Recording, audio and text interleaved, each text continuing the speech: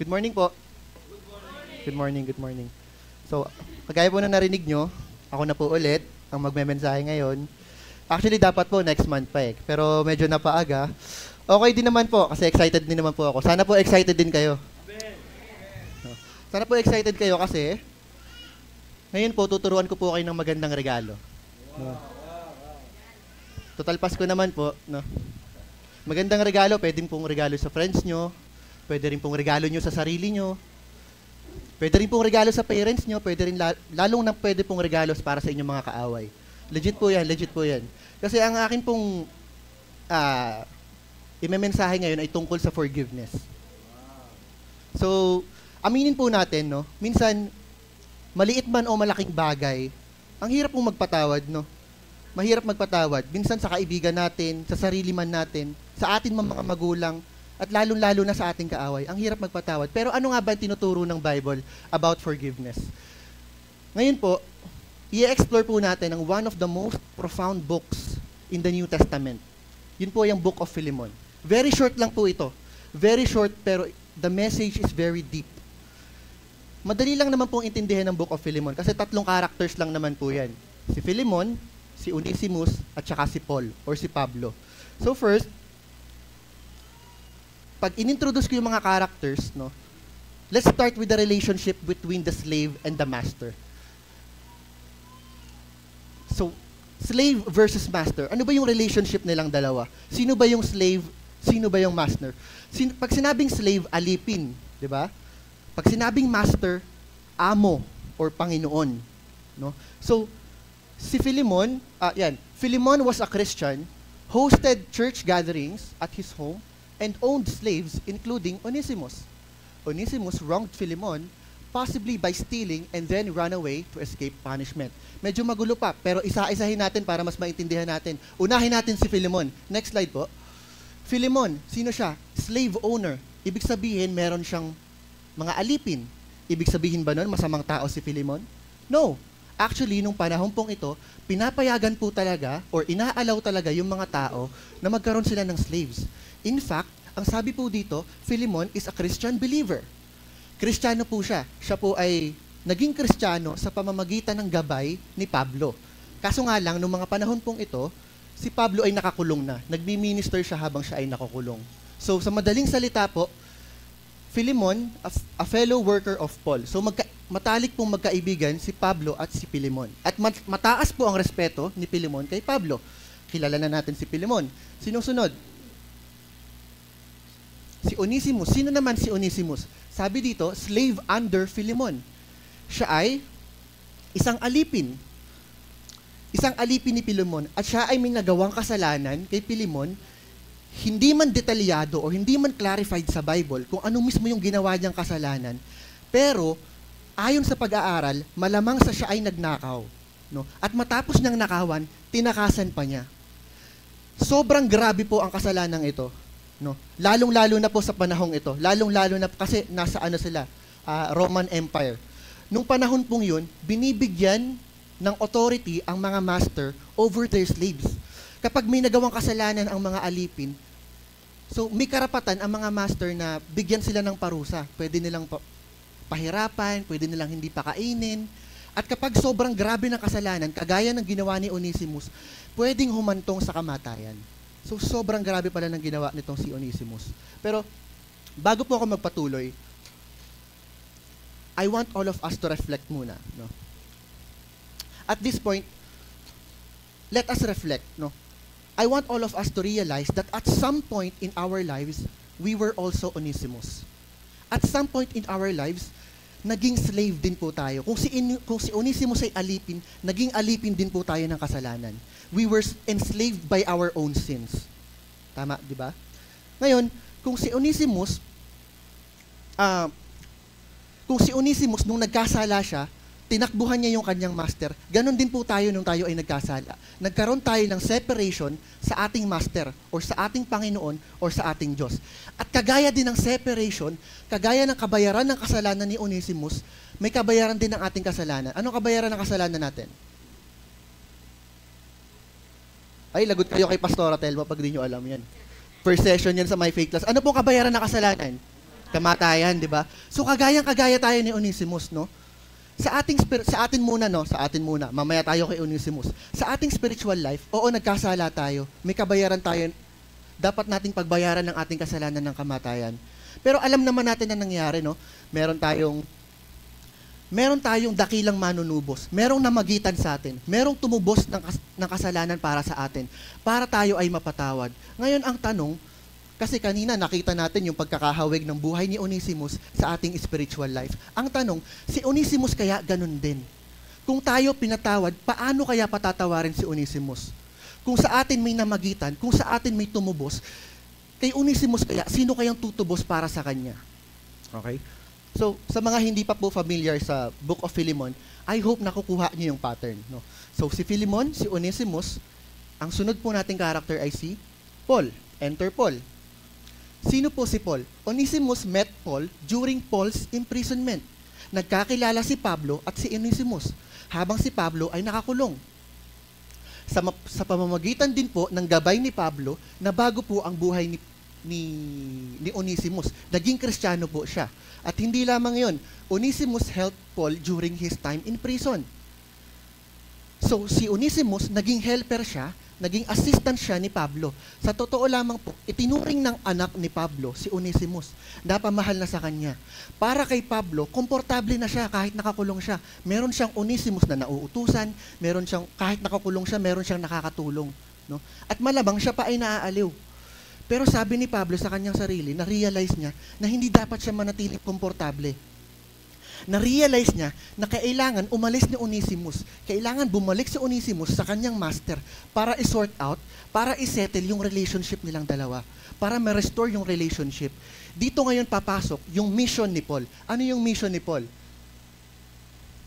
To encourage Philemon to forgive Onesimus and accept him as a fellow Christian brother. No?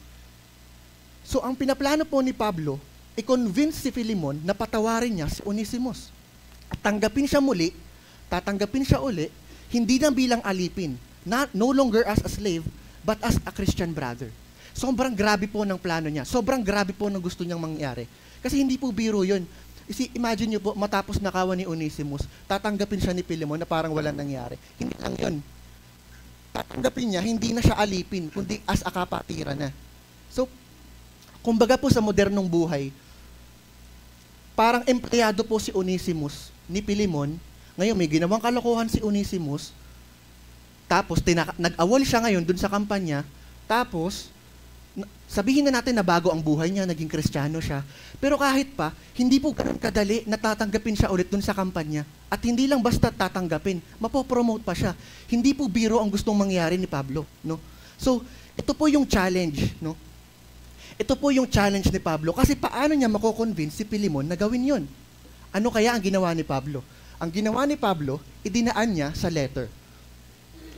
So, anong letter kaya? So, for the record, wala naman po talagang choice si Pablo kasi nakakulong po siya. So, magsusulat lang siya at dun siya magaling sa pagsusulat.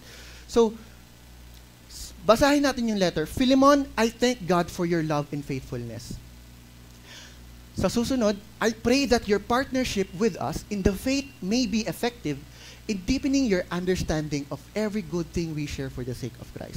Notice po yung word na partnership, in-emphasize po dito, hinighlight ko po. Bakit? Kasi ito pong word na partnership, ito po yung magsuserve, o ito po yung gagamitin ni Pablo na susi para ma-convince si Philemon na patawarin si Onesimus. Siyempre, originally, hindi naman po ito sinulat in English. No? Isinulat po yan in Greek. At nung Greek, sa Greek, ang partnership po ay koinonia. Anong ibig sabihin ng koinonia? Sharing, mutual participation. Fellowship. All of Jesus' followers are equal partners who share in the gift of God's grace and love. Ibig sabihin, lahat tayo pantay-pantay. Walang mataas, walang mababa. We all share the same need for forgiveness. Walang social status, walang social class, walang slave, walang master. Lahat tayo pantay-pantay. But, okay, next. So, dito sa gitna, ito yung letter ni Pablo. Sabi niya, receive Onesimus back, no longer as a slave, but as a beloved brother in the Lord. Bakit naman ito gagawin ni Philemon? Ito na yung best move ni Pablo. So, if you consider me a partner, welcome him as you would welcome me. Kung ako, itinuturing mong, kung tayong dalawa, we share the same koinonia, we share the same need for forgiveness, kung paano mo ako tinatanggap, ganun mo din tanggapin si Onesimus. Kasi na-transform na ang buhay niya. Kristiyano na siya. Itinuring ko na siyang anak. At sabi pa dito, if he has done you any wrong or owes you anything, charge it to me. Kung may nagawa siyang kasalanan sa'yo, kung meron siyang utang sa'yo, sa akin mo singilin at ako ang magbabayad. In the end, hindi ko na para lahatin pa yung Book of Philemon, pero in the end, sobrang confident po ni Pablo na patatawarin ni Philemon si Onesimus. Ngayon, ano po ang takeaway natin dito? Ano po yung lesson na pwede nating matutunan? Sige nga, next slide nga tayo. Forgive as Christ forgave. Wait lang, no? Parang, paano po nasali si Jesus Christ? 3 lang naman yung characters dito. Philemon, Onesimus, at si Pablo. Hindi naman nabanggit si Jesus Christ. Bakit yun ang takeaway mo sa story? Well, tama ka naman. Hindi nabanggit si Jesus Christ, pero not exactly. Remember, sa storying ito, mayroong direct parallel ang storying ito sa ating spiritual life. Remember, kung si Onesimus ay slave, dati rin po tayong slave. Dati rin po tayong alipin ng kasalanan. Nung na-transform po ang buhay ni Onesimus, kung paano siya tinubos ni Pablo sa kanyang kasalanan, ganun din po tayo tinubos ni Jesus Christ sa ating kasalanan. Kung paano po inangkin ni Pablo ang kasalanan ni Onesimus, ganun din po inangkin ng Diyos ang ating mga kasalanan. Si Onesimus pinatawad, tayo rin po ay pinatawad. Si Onesimus, nung pinatawad po siya, nagkaroon siya ng bagong identity. Tinanggap siyang muli, hindi na siya bilang alipin or slave. Tinanggap siyang muli bilang isang kapatiran kay Kristo. Ganon din po tayo. Nung na-transform po ang buhay natin, nagkaroon din tayo ng bagong identity. Hindi na tayo alipin ng kasalanan, tayo na po ay anak ng Diyos. So, ang itinuturo po sa atin ng Book of Philemon, nire-remind po sa atin ng Diyos na magpatawad tayo kung paano tayo pinatawad ng Diyos, kung paano tayo pinatawad ng Panginoon, ganun din tayo magpatawad sa ating kapwa. At yun po ang number 1. Number 1 na share ko po sa inyo is reflect of divine forgiveness. Reflection on divine forgiveness. Basahin po natin yung unang verse. In Colossians chapter 3 verse 13, bear with each other and forgive one another if any of you has a grievance against someone, forgive as the Lord forgave you. Makikita po natin si Pablo, ginamit niyang reflection yung crucifixion or yung forgiveness ni Jesus Christ para mapatawad ni Philemon si Onesimus. At tayo, nakikita natin si Jesus Christ as our ultimate example of forgiveness. Siya ang dakilang halimbawa ng pagpapatawad. Actually, maraming beses mong itinuro sa Biblia at dinemonstrate ni Jesus ang pagpapatawad. Nandyan po yung prodigal son. No? Pinatawad niya si Peter nung itinanggi siya ng 3 beses. Hanggang sa krus, nagpatawad po si Jesus Christ. And yet, here we are. No? Kapag tayo ay nasaktan, kapag tayo ay naloko, kapag tayo ay nakaranas ng injustice, kadalasan hirap na hirap po tayo magpatawad. Alam niyo po ba, one of the reasons kung bakit hirap po tayo magpatawad, kasi tayo pong mga tao, pag tayo ay nasaktan, we always desire for justice.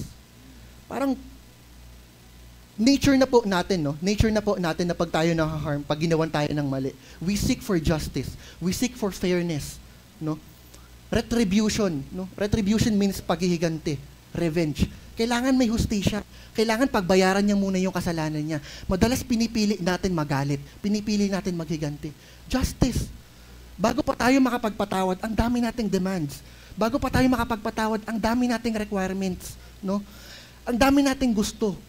Pero alam niyo ba, kung hustisya lang ang masusunod, nakakatakot po yun. Sa totoo lang. Kasi kung si Philemon po, kung hustisya ang masusunod, kung hustisya ang pinairal niya, malamang po patay si Onesimus. Bakit? Nung panahong yun, pinapayagan po talaga ang mga master na parusahan nila ang kanilang mga alipin. No? At Yun po ay sa batas lang ng lupa. Meron po tayong tinatawag na divine justice. Kung hustisya lang ang meron at walang God's love and compassion, tayo po patay spiritually. Bakit? Wala naman pong deserving eh. Lahat tayo patay. Wala kaluluwang maliligtas. Tama ba? Kung hustisya lang masusunod. Tapos tayo, we seek justice. Wala namang kasing problema sana sa hustisya. Wala naman sana problema sa justice. Ang problema na ko-convert yun sa paghihiganti, sa ating paghahangad ng retribution. Diba? Alam nyo ba, kung meron mang tao sa mundo na nabuhay, na may karapatan na magreklamo about sa injustice at unfairness, walang iba yun kundi si Jesus Christ. Bakit ko nasabi? Imagine, wala siyang kasalanan. Negatiting na kasalanan, wala siyang ginawa. Pero naranasan niya ang pahirapan. Naranasan niya mamatay at ipako sa krus ng Kalbaryo. Kung ano yung dapat naranasan ni Onesimus, siya ang dumanas. Kung ano yung dapat naranasan nating lahat, siya ang dumanas. No? So, yun ang injustice. Yun ang hindi patas. Pero sa kabila ng lahat ng yun, nagreklamo ba siya? Hindi. Nagalit ba siya? Hindi. Naghiganti ba siya? Hindi. Nagsalita ba siya? Nagsalita po siya. Ano po ang sinasabi ng salita niya habang nakapako siya sa krus? Ano po ang sinasabi ng salita niya habang siya ay pinapatay? Ang sabi niya, Ama, patawarin mo sila sapagkat hindi nila alam ang kanilang ginagawa. Saan po natin mababasa yan? Next slide. Ay, parang hindi yan. Hindi yan. Sige, wala ata dyan. Ang sabi sa Luke chapter 23, verse 34, Father, forgive them for they do not know what they are doing. Imagine, sa kabila ng lahat ng yon, sa kabila ng siya ay pinapahirapan, mas pinili niya ang magpatawad. Yun po ang tinuturo sa atin. No? Bear with each other. Yung ano na pala. Next slide na po. Yan. Be kind and compassionate to one another, forgiving each other just as in Christ God forgive you. So kapag tayo sinaktan, kapag tayo ginawa ng mali, huwag na po tayo maghagad ng retribution or paghihigante. Ano pong sabi ng Bible about sa paghihigante? Vengeance is mine. Pagpaubaya na po natin kay Jesus. Kung paano mas pinili ni Jesus ang magpatawad, ganon din si Pilimon na mas pinili niya na magpatawad kaysa parusahan si Onesimus. At ganon din po dapat tayo sumalamin sa itinuturo dito. We are called to forgive others. Next slide po. Next slide po tayo. This teaches us that true forgiveness means letting go of our desire for revenge or waiting for others to realize their mistakes. Instead, it's about showing the same kind of understanding and mercy that Jesus showed us. Just like Jesus forgave those who hurt him, and just like Philemon chose mercy over punishment for Onesimus, we too are called to forgive others, reflecting the love and grace of Jesus Christ in our lives. Amen. Another reason po kung bakit po mahirap ang magpatawad, emotional damage, no? Emotional pain. Yun po yung sunod. No. Sa panahon po ngayon, ang dami pong nagbe-break, no? Kahit po sa social media. Totoo po. Imagine nyo magpapasko na tapos nahuli nyo pang may iba, no? Masakit yun, kapatid. Pero alam nyo po ba, kapag po tayo ay nag-hold po tayo dun sa pain and bitterness, nagiging hindrance po yan sa ating personal growth and freedom. So, kapag hindi po tayo makapagpatawad, hindi tayo makamove on from the pain and bitterness, hindi rin po tayo makamove forward sa kung saan po tayo gustong dalhin ng Diyos. Kasi we are stuck in the past. No? Hindi natin ma-free yung sarili natin, hindi tayo makapunta sa kung saan tayo gustong dalhin ng Diyos. Basahin nga po natin yung sunod na slide. Holding on to pain and bitterness creates barriers, hindering our growth and distancing us from God's plan of peace, joy, and growth. Minsan kaya po tayo nagpapatawad, hindi po para sa tao. Minsan kaya po tayo nagpapatawad para din po sa ating sarili. Why? Because forgiveness is a gift. Forgiveness is a gift. Totoo po yan, lalo na po sa ating mga Kristiyano. Kasi tayo po mga Christian, ano po ang the best gift na na-receive po natin? Salvation. Salvation is essentially God's forgiveness. So forgiveness is a gift. No? Forgiveness is a gift. Next slide. Forgiveness is a gift of grace, unwrapping peace for the heart and freedom for the soul. Next. Forgiveness is gift for the hurting and is independent of the person who caused the pain. Minsan po, nagtatanong tayo, no? What if yung taong nanakit sa akin hindi man lang nag-sorry? What if hindi man lang niya in-acknowledge yung pagkakamali niya? Or even worse, what if isinisisi pa niya sa akin? No? Actually, walang what ifs ang nagmamatter. None of the what ifs matter when it comes to forgiveness. Kasi, kaya ka nagbibigay ng regalo. Ba't ka ba nagbibigay ng regalo? No? Kasi kusa mo itong ibinibigay. Hindi ka nagbibigay ng regalo dahil hinihingi ito sa'yo. Tama ba? Yes. Tama. Kaya ka nagbibigay ng regalo kasi somehow, meron kang nare-release na inner joy. Merong fulfillment sa iyong puso. And that's the same sa forgiveness. Sa forgiveness, kaya mo ito ibinibigay kasi meron kang nare-release na pain and bitterness. Pinapalaya mo ang sarili mo. So if giving is fulfillment, if giving is fulfillment in our soul, forgiving is healing in our heart. Just as giving brings joy and sense of purpose to our inner being, forgiving others heals us from within, mending the wounds inflicted by bitterness and resentment. So, hindi lang tayo nagpapatawad para dun sa tao, para din po sa ating sarili, para mapalaya natin ang ating sarili sa pain and bitterness and resentment, para makamove on tayo, para makamove forward tayo, at madala natin ang ating sarili sa kung saan tayo dalhin ng Diyos. May nagustuhan akong quote ni Louis B. Smith ba yan? Sabi niya, forgiveness is freeing a prisoner and discovering that the prisoner was you. Ang pagpapalaya, ang pagpapatawad ay parang pagpapalaya. Only to realize later na ang pinapalaya mo pala ay ang sarili mo. Amen. Amen. So, ayan pala, when we forgive, we release not only the person who wronged us, but also ourselves from the heavy chains of resentment, anger, and pain. This act of letting go frees our spirit, allowing us to experience a deeper sense of peace, liberation, and spiritual wellness. So, and last, spreading kindness through forgiveness. Kanina po, nandito na ako. Yan. So, a simple act of kindness, ito po ay nakakahawa. Sa totoo lang, nakakahawa po ang pagiging mabait. Nakaka-inspire. Nai-inspire natin ng ibang tao to do the same act of kindness. Forgiveness is a simple yet powerful kindness. It heals the one who forgives and inspires others to follow a path of compassion and understanding. So, forgiveness, hindi lamang po para dun sa tao. Hindi lang din po ito para sa ating sarili. Ito po ay para din po sa ibang tao to inspire them to do the same act of kindness. Kanina po, sa reflection of divine forgiveness, nakita po natin si Jesus Christ. Nakita natin siya as an example of forgiveness.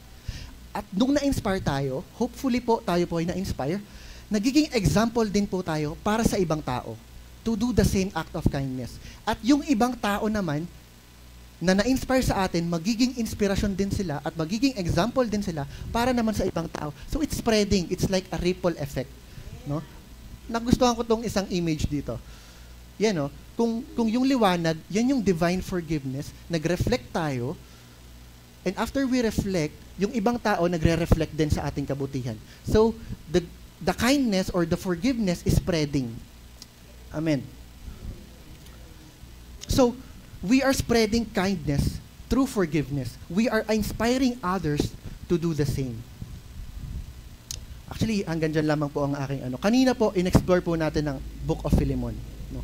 Sa Book of Philemon, ni-remind po tayo kung bakit po natin kailangan magpatawad. No? So, hopefully, na-inspire po tayo. Kasi, ang pagpapatawad po ang magpapalaya sa atin sa pain and bitterness. Sabi po ng Bible, again, vengeance is mine. So, you'd be surprised to know na hindi lamang po ito para hindi lamang po ito para dun sa tao, hindi lamang din po ito para sa atin, kundi para din po sa ibang tao, para sila ay ma-inspire to do the same act of kindness. Last slide po tayo. As we receive forgiveness from above, we become examples ourselves. By forgiving others, we spread kindness and light, creating a chain of compassion that touches lives far beyond our own. May last pa ba yan? As we step out from here, let us carry with us the understanding that our acts of forgiveness, no matter how small they may seem, have the power to ripple through our families, our communities, and even beyond. In forgiving, we reflect the very heart of God and heart of unconditional love and endless mercy. So Pasko naman po ngayon, regalo na po natin sa ating sarili, regalo na po natin sa ating kapwa. Ang tayo po ay maging forgiving. Salamat po sa inyong pakikinig. Sana po kayo ay may natutunan.